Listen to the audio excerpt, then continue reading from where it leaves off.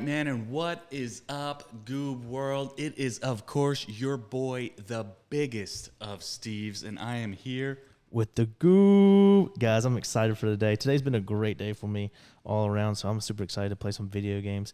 It's like the time that I get to relax. But before we get started, I want to say happy 1 month. We are coming up to a month and not even noticing it. But yeah, we are officially coming up to a month of us deciding to do this together. And we decided to do this together, guys, because we played video games during lunch one day because it was only me and him. We worked together, and it was only me and him in the office that day. Everybody else decided they want to go on vacation. Yeah. Like everybody in the office went on vacation. And so it was only me and him. They trusted us to stay back. And so it was only me and him. And so we were like, man, why don't we just have fun? And he bought us some pizza Don't bring that up, man. It's a hard subject right now. But so happy 1 month. All right, man. So 1 month, that's pretty exciting, actually, man. And I've just been having a lot of fun, man. Here's to another 700 months. That's a lot. Yeah, exactly. How many? I think we'd be dead by then. Maybe.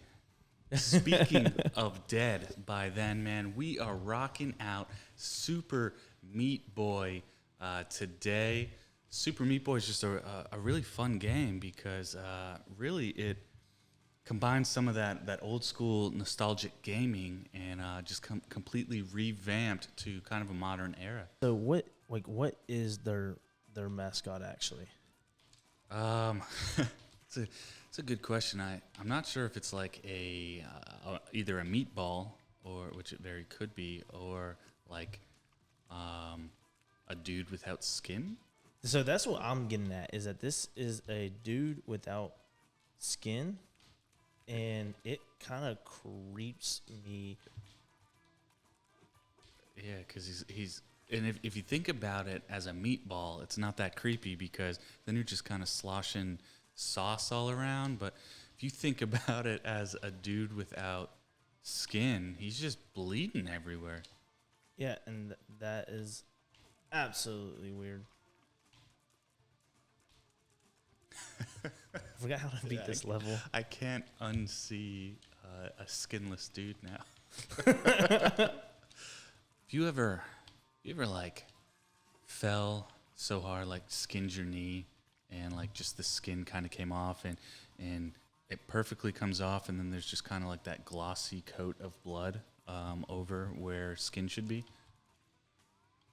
Wait, say that again? You know, like you fall, right? And you kind of like, say you're in a gym floor or on asphalt or something, you kind of fall and the skin just kind of slides off, but just enough skin comes off that like you're now bleeding, not like crazy blood, but it's just there.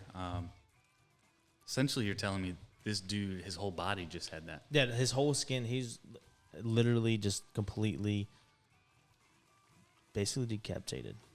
Oh. Yeah, dude. Like I remember, I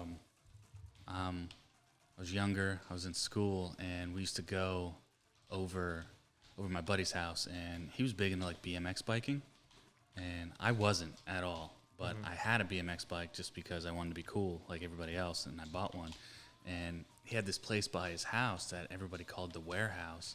The warehouse? The warehouse. That's actually kind of dope, I ain't gonna lie. Yeah, it really was, because it's all like DIY. Like everybody, like all the kids just kind of made this whole place. Yeah. And no idea how cars used to get there back in the day, because it was just down a hill in the middle of the woods.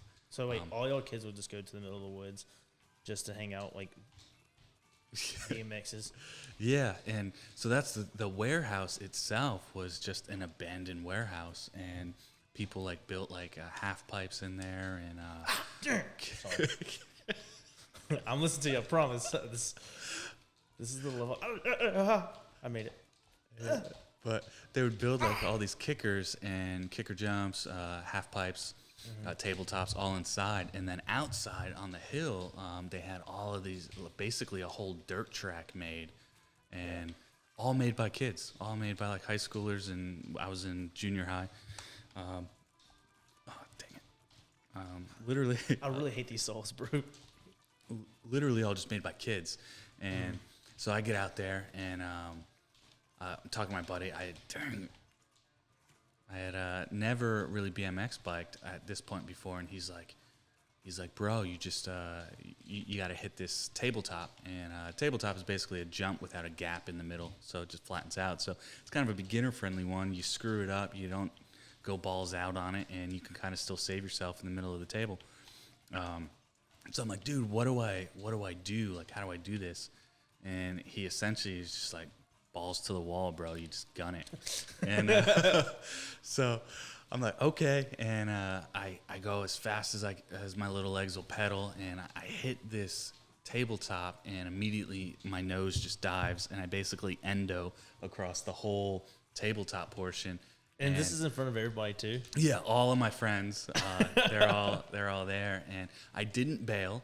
I didn't ride it how you should, and afterwards, like, I'm crapping myself the whole time, and I'm like, dude, like, there's a better way, and he's like, yeah, man, you're supposed to pull up. So he tells you after. Yeah, he's like, you go, you full send it, pull up. So I'm like, okay, I gotta full send. Oh, come on. Oh, I gotta pull up, and so I'm sending it, bro. I'm flying, and I hit the ramp on the tabletop, and I do what he says, and I pull up, and I don't know, like, if I closed my eyes out of fear or not. But next thing I know, dude, I'm flying, like, laying on my back. The bike is above me. And it was at this moment that he knew he f***ed up. And sure enough, slam flat on my back on top of this tabletop, and like, I'm not crying, but I'm basically doing everything except crying. I'm not crying, but yeah, I'm on the verge of it. Dude, I'm on the ground, and I'm just making noises, convulsing. I was like, That's like one of those, like, little gut checks that you get, and, like, you're just, like, trying to hold it in, like, be a man, be a man. But you just can't anymore. No, like, my entire soul left the body. There was no intentional, like, be a man. There was just those noises were all that would come out of my body. Surprisingly, though, like, didn't have to go to the hospital. Dude, well, I freaking hate hospitals. Like, yeah, I can't stand them. Oh my gosh! First off, I can't stand this game right now. But I can't stand them because, one, like, every time I go to the hospital, I always, like, the worst sometimes always happens, and I don't know why. And by worse, I mean weird things, or things that, like, no young man should ever have to go through. Okay, you got my interest peaked. What does that mean? Like, I am 18 I was 18 years old at the time. Actually, I think I was 17 at the time. Okay. 17. And I just walked off the cliff here. I one day woke up in some very bad pain. And some pain that I was afraid to tell my mom about too. Like, because it was in the good old no square. Like, that's the best way to put it. And as a kid, like, or as a young adult that was not doing the best things in high school and stuff, and so to have to tell your mom that's something so weird. So I went up to my mom and I was like, "Mom, like, Mom, my PP burns." Yeah, something like that. But it was my PPs. It was my testicles. All right. Can we use that word on this thing? Yeah, testicles. Okay. I'll allow it. It was my testicles, and I mean, get up. Oh my god, I'm so angry. And, like, they hurt bad. Like, I couldn't walk anymore. Like, I literally could not walk. And so I went up to her. I was like, "Mom, look, like, I'm sexually active, like, all this stuff. Like, I'm sorry." Which took the heat. Good on you for Yeah. Getting somebody who would agree to see you naked. I've seen pictures of you in high school.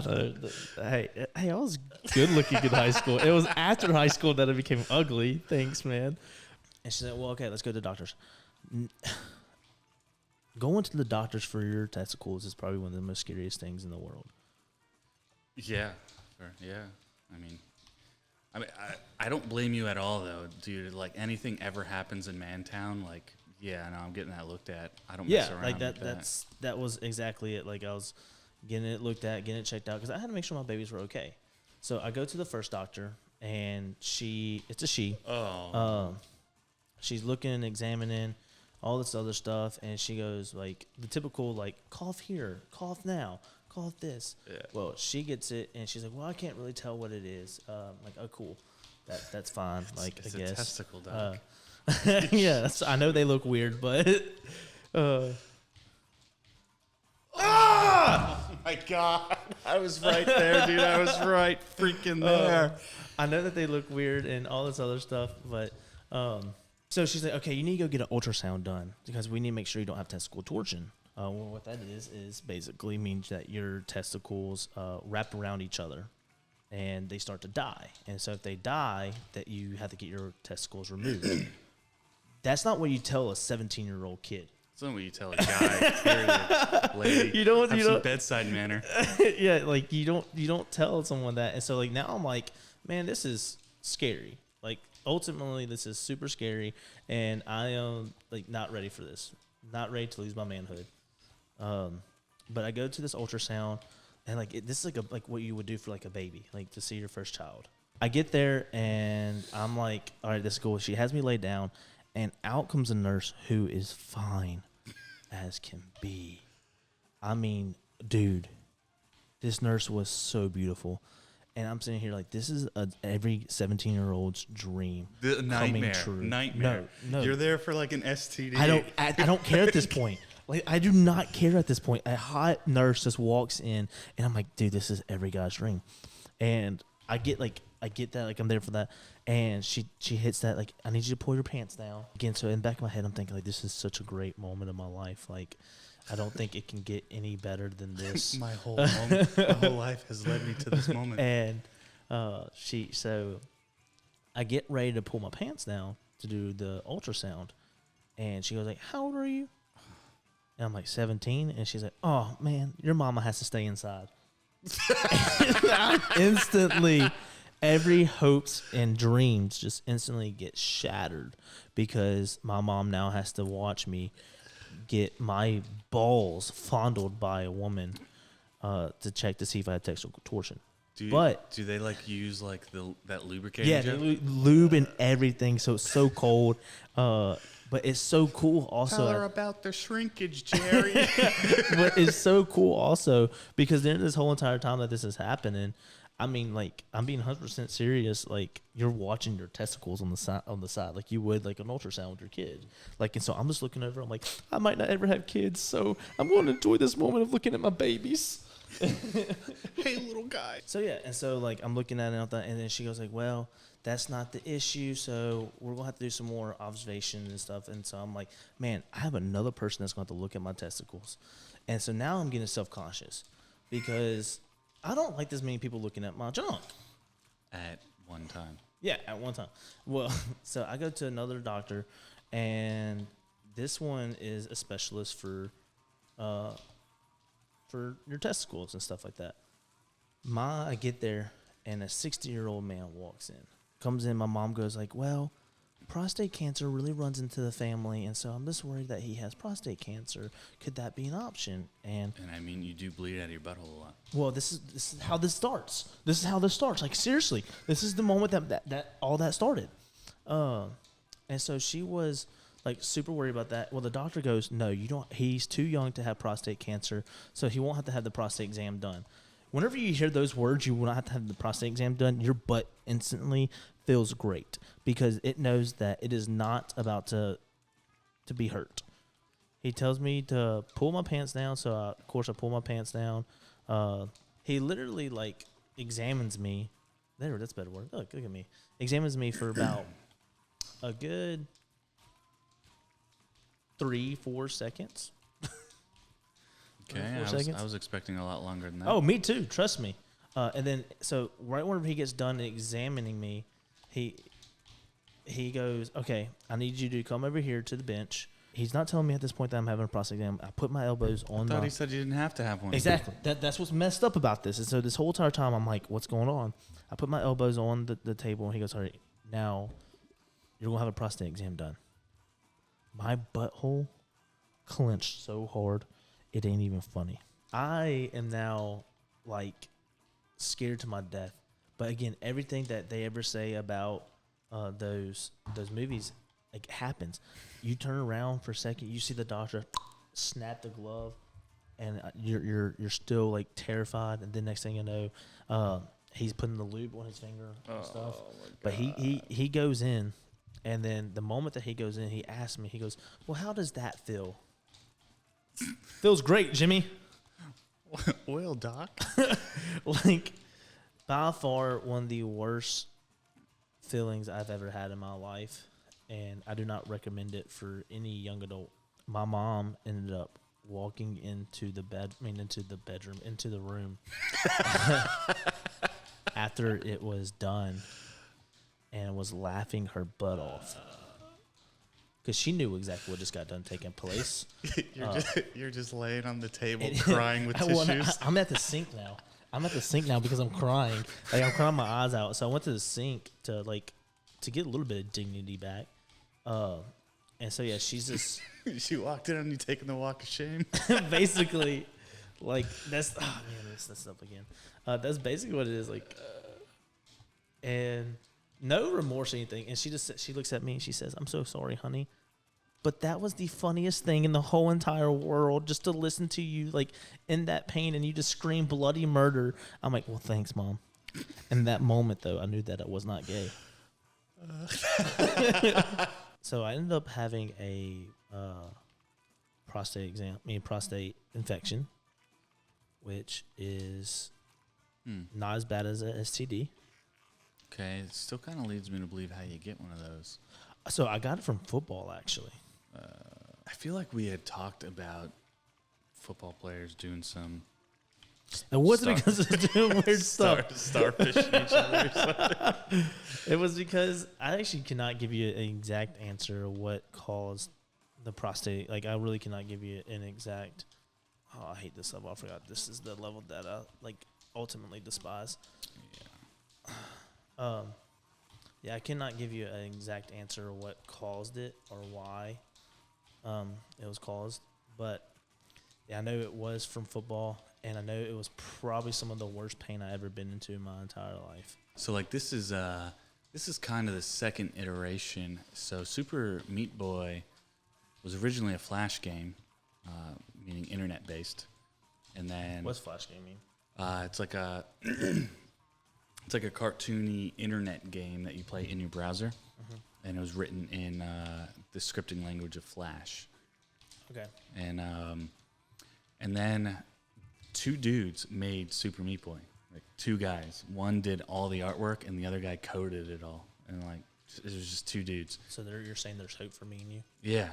And so these two dudes, they wrote the whole game, and they were writing it for the Xbox 360. And this was meant for the Xbox 360? Yeah, so it came out on the Xbox 360 because Microsoft started actually letting indie developers self-publish on their platform, which was awesome. So they create this whole game, two guys, and then Microsoft goes, "No, you need a soundtrack." So they had to hire a guy to write music for it. That And sucks. then they released the game, and it was a single-player game. As I said, it's really just a nod at like the old platformer games on like NES and stuff, just super ridiculously hard.